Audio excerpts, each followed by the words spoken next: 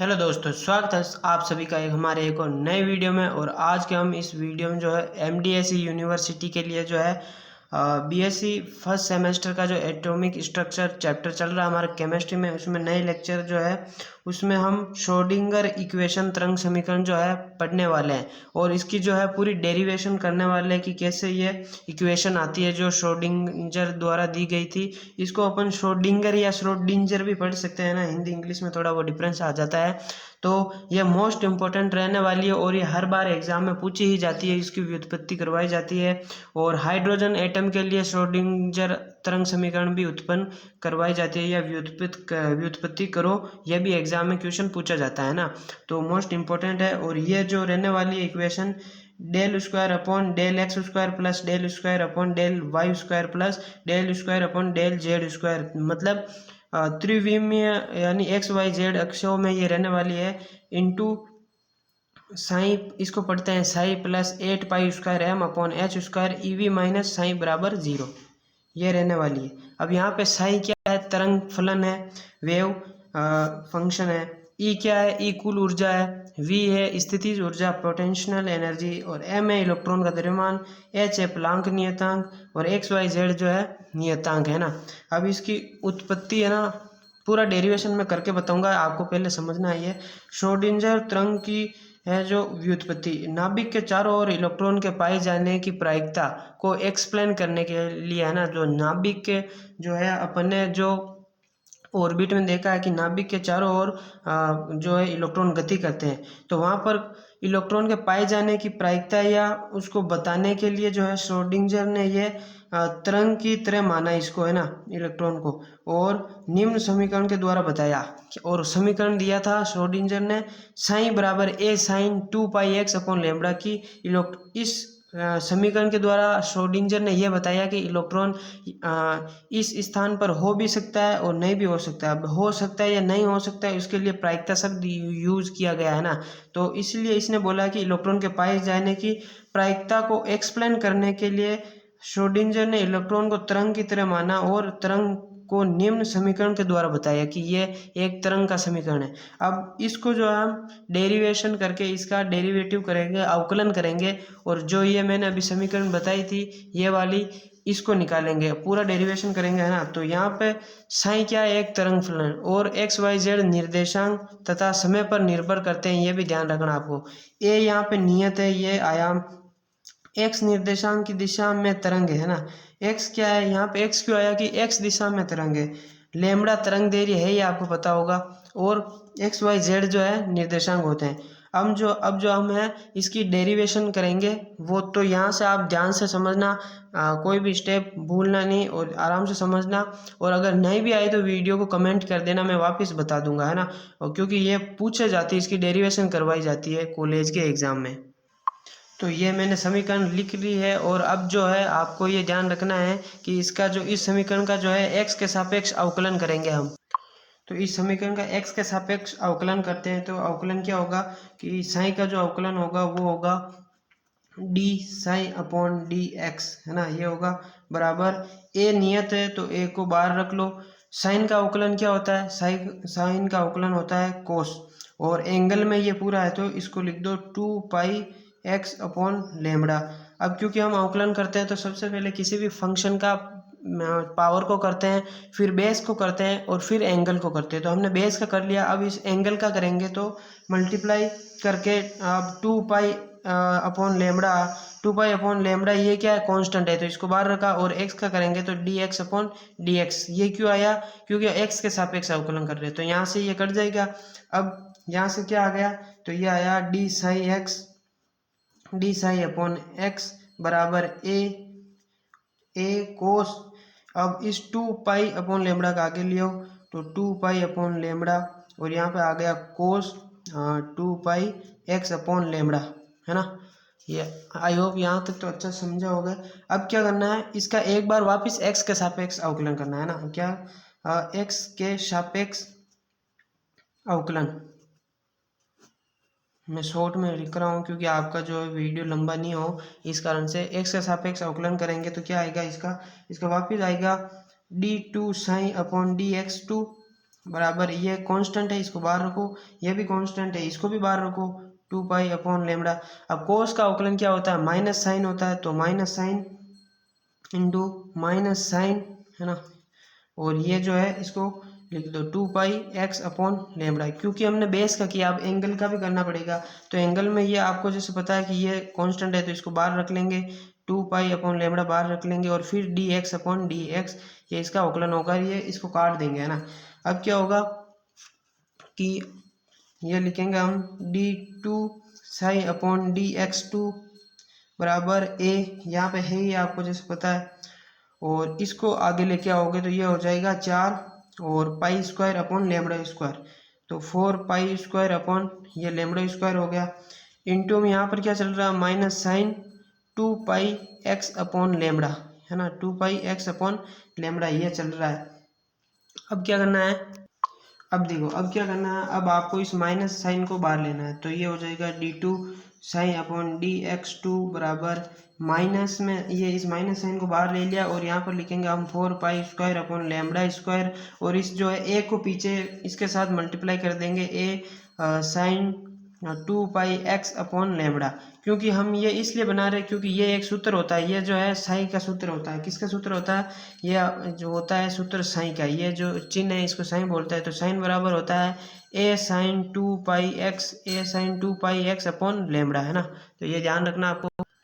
अब जो है इसको पूरे को साई मान लेंगे तो क्या बनेगा, जो हमारी इक्वेशन ये बनेगी d2 psi upon dx2 equal minus 4 pi square upon lambda square, और इसको लिख देंगे हम इंटू साई, लिख दिया। तो ये हमारी इक्वेशन नंबर होगी थर्ड, है ना, थर्ड इक्वेशन होगी। अब क्या करेंगे, सेकंड कौन सी इक्वेशन थी, तो सेकंड वाली इक्वेशन अभी जो यहाँ पे हमने निकाली थी ये वाली इसको सेकंड नाम देना है, और ये वाली आपको आई होप दिख रहा होगा, ये वाली फर्स्ट ये थी, सेकंड ये थी, और थर्ड वाली जो है अभी हमने निकाली है वो ये वाली, है ना। आप प्रॉपर ऐसे ही लिखना, नोट्स में पहले एक बार अच्छे से देखना, उसके बाद में लिखना। अब क्या करेंगे, द ब्रोगली की हमने जो है लेमड़ा समीकरण पढ़ी थी, द ब्रोगली की तरंग समीकरण, वो लिखेंगे, है ना।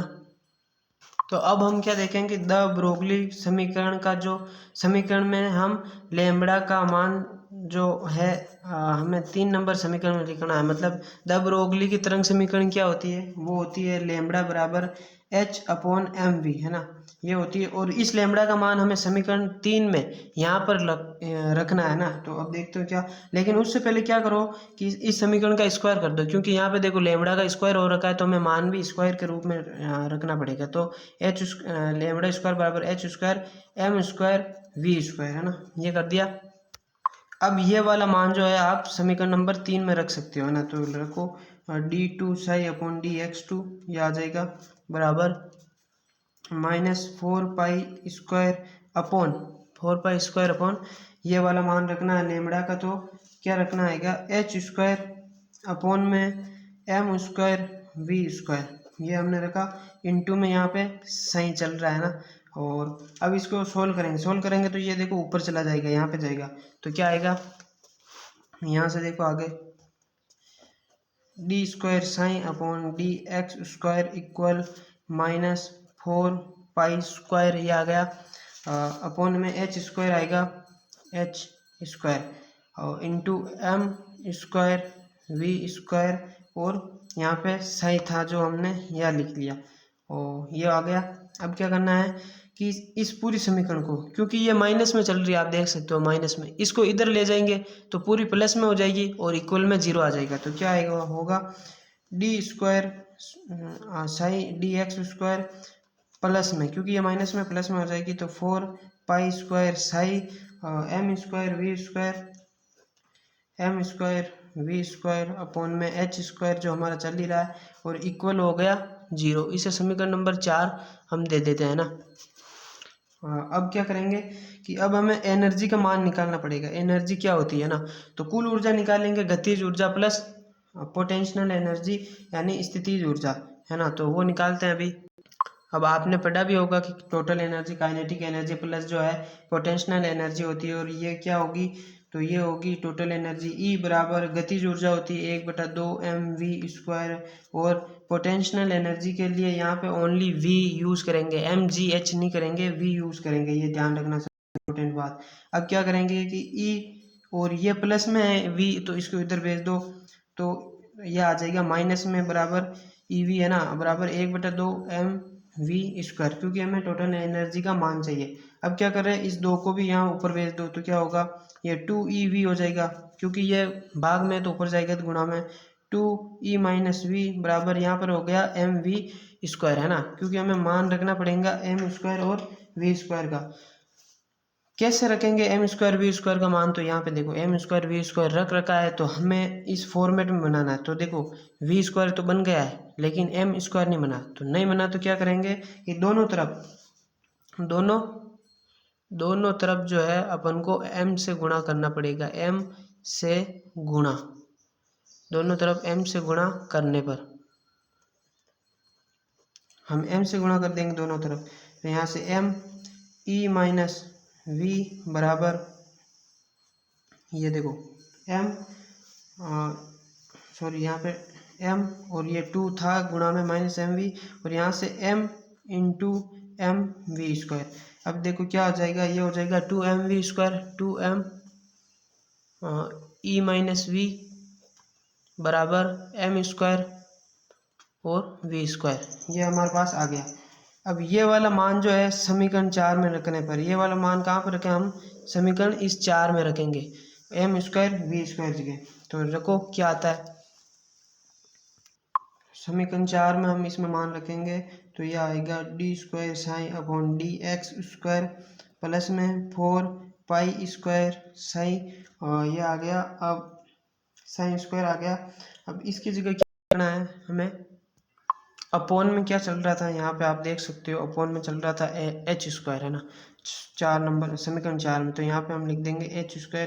अब यहाँ पे देखो ये हमने पूरा लिख दिया, अब यहाँ पे बचा m² v², और m² v² का मान हमने क्या लिखाना है, ये वाला, तो यहाँ पर रखो, अब मल्टीप्लाई करके, तो ये रखेंगे हम 2m e-v इक्वल 0। अब इसको सही से सोल्व करेंगे, आगे इसको सोल्व करेंगे, तो हमने यहाँ पे साइन लिखा था, अब साइन को यहाँ पे नहीं लिखना है, यहाँ पे क्या करना है, 2m e-v चल रहा है, e-v चल रहा है ना, सेम है वहाँ पे, बस साइन को जो है यहाँ पे लिखना है, इक्वल में 0 हमारे चल रहा है। अब आगे सोल्व करते हैं, आगे सोल्व करने क्या करना है कि इसको मल्टीप्लाई करना है इससे, है ना, तो मल्टीप्लाई करेंगे तो क्या आएगा, क्योंकि इसके मल्टीप्लाई में तो d² sine upon dx² plus 2 से मल्टीप्लाई करेंगे तो 8π² हो जाएगा, अपॉन h² चल रहा है, और m यहाँ पे आ जाएगा m, और e-v इंटू जो है साइन इक्वल, ये हो गया 0।